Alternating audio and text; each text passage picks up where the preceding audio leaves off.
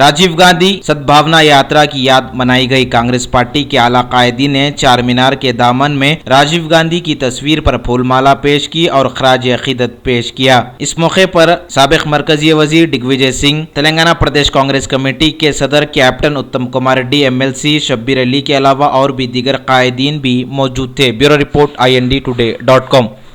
गौरवनीयुलु అఖిల భారత కాంగ్రెస్ కమిటీ ప్రధాన కార్యదర్శి దిగ్విజయ్ సింగ్ గారు ఈరోజు రాజీవ్ సద్భావన యాత్ర కమ్మెమరేషన్ డే అవార్డు గ్రహీత పెద్దలు గౌరవనీయులు జస్టిస్ MN రావు గారు, అఖిల భారత కాంగ్రెస్ కమిటీ కార్యదర్శి పెద్దలు కుంటియా గారు, AICC SC department chairman Koppula Raju గారు చేపట్టిన సద్భావన యాత్రకి కమెమరేషన్ డేగా మరి 1990 నుంచి నేటి వరకు నిర్వహిస్తున్న నిరంజన్ గారికి, వారి కమిటీ సభ్యులందరికీ మనస్ఫూర్తిగా తెలంగాణ కాంగ్రెస్ పార్టీ తరఫు నుంచి మా అభినందనలు, శుభాకాంక్షలు తెలియజేస్తున్నాం. అదేవిధంగా మాజీ హిమాచల్ ప్రదేశ్ చీఫ్ జస్టిస్, అదేవిధంగా జాతీయ స్థాయిలో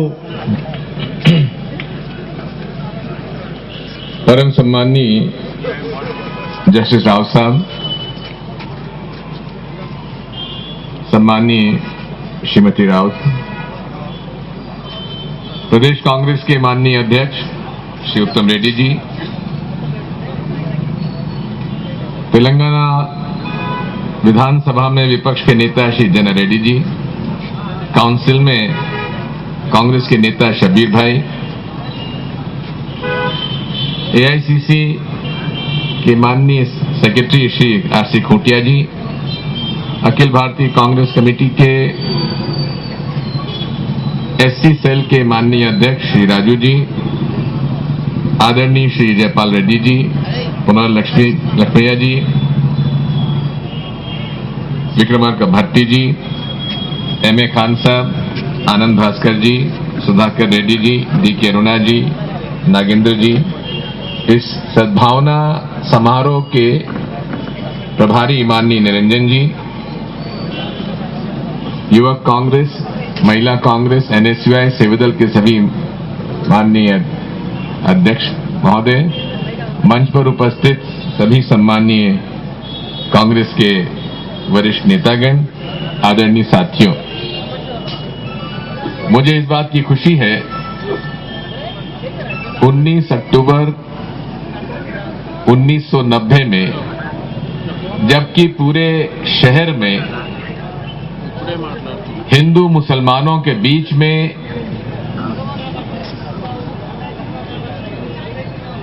सांप्रदायिकता का जहर घुला हुआ था, सांप्रदायिक दंगे हो रहे थे, हिंदू मुसलमानों को लड़ाया जा रहा था, उस समय हैदराबाद की गंगा जमनी संस्कृति के फिर से कायम करने के लिए राजीव गांधी जी ने सद्भावना यात्रा की थी। और उस सद्भावना यात्रा में ऐसा लगा था कि पूरा हैदराबाद शहर उनके स्वागत सत्कार के लिए सड़कों पर आ गया था और हिंदू मुसलमानों ने मिलकर उनका स्वागत किया था। आज हम उन्हें स्मरण करते हैं। मैं आयोजन समिति को इस बात के लिए भी बधाई देता हूं कि जस्टिस राव को उन्होंने आज सद्भावना अवार्ड 2016 दिया है।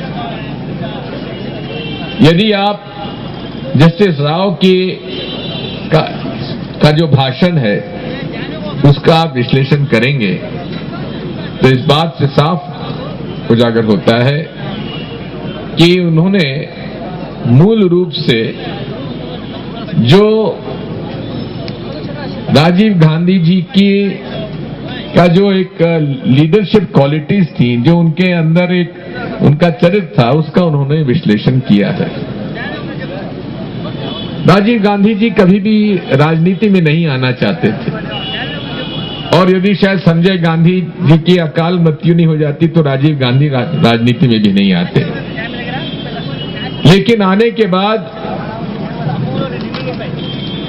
उन्होंने पूरे देश में एक नई राजनीतिक संस्कृति कायम करने का प्रयास किया।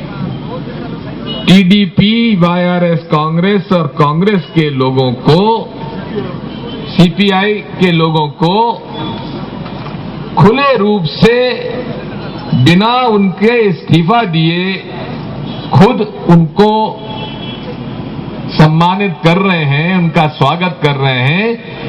कभी हमने सुना नहीं है कि किसी भी प्रदेश का मुख्यमंत्री देश के कानून का इस प्रकार से उल्लंघन करता हो।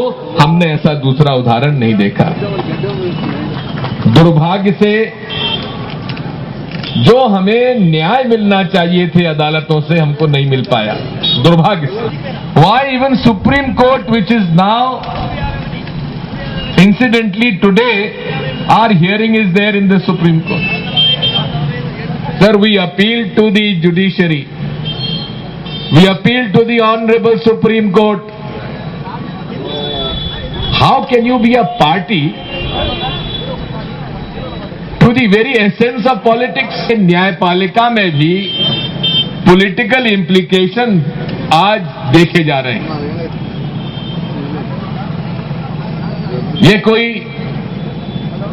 मैं वो कोई बात नहीं कह रहा हूं कि जिससे कि कंटेम्प्ट ऑफ कोर्ट हो।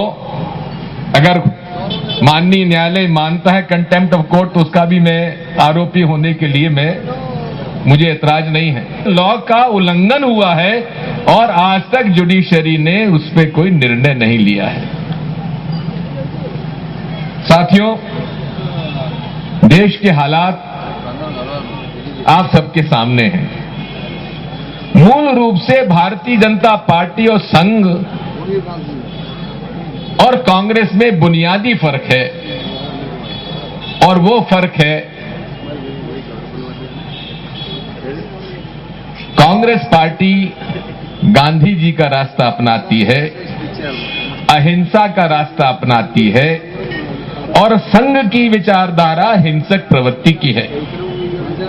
आप गुरु गोलवलकर जी के बंच ऑफ थॉट्स पढ़ लीजिए। डिफेंस मिनिस्टर, रक्षा मंत्री कहते हैं कि सर्जिकल स्ट्राइक इसलिए हुई क्योंकि उनमें संघ की प्रचारकों की वो विचारधारा थी, उसके कारण सर्जिकल स्ट्राइक हुई। क्या ये सेना का अपमान नहीं है? क्या सर्जिकल स्ट्राइक, हमारे फॉरेन अफेयर्स सेक्रेटरी ने कहा है कि सर्जिकल स्ट्राइक तो पहले भी हो चुकी है, तो क्या उस समय भी कोई संघ की विचारधारा काम कर रही थी? ये पिछले अगली चुनाव नहीं जीत सकती। इस बात को इसको समझना पड़ेगा। हम लोग शांतिप्रिय देश हैं, लेकिन किसी से डरते नहीं हैं।